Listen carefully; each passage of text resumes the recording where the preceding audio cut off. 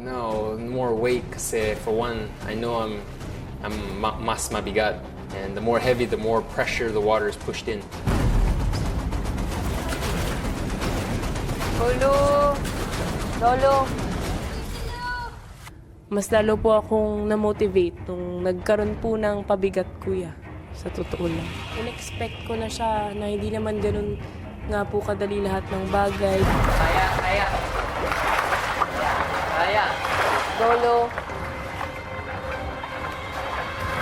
Hindi po talaga ako tumigil. Kahit nakikita ko na ang taas pa ng bangka ni Andre tsaka ni Kuya Yamyam. Lolo! Speed lang, speed lang. Kaya mo yan.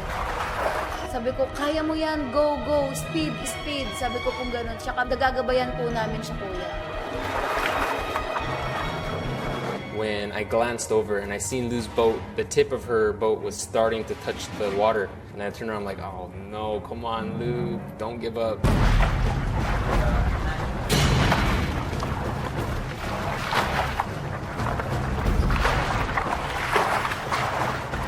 Feeling ko po once na may pumasok na po yung tubig, tapos nakalubog na yung bangka sa unahan ko po, kuya. Tuloy-tuloy na po yung tubig. Lou, malapit ang lumubog ang bangka mo.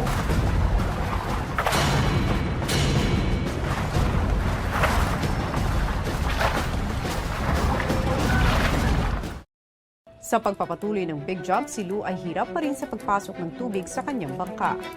Lou, malapit ang lumubog ang bangka mo. Kaya mo pa ba?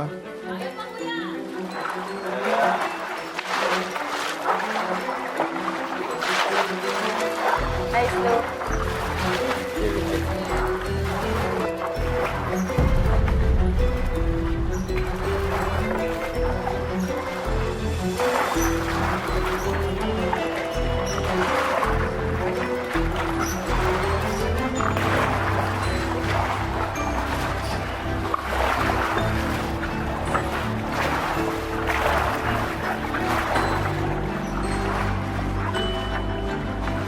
Make sure walang tubig. Speed lang, guys. Speed. Go, go, go. Ilang saglit pa, Natatakot na ako. And then, kala ko po yun na yung katapusan ng challenge para sa akin po, kuya. May rason pa kung bakit hindi pa nagsisink yung boat ko. Tapos inalala ko na po lahat ng dahilan kung bakit ako nandito, kuya. Pamilya ko,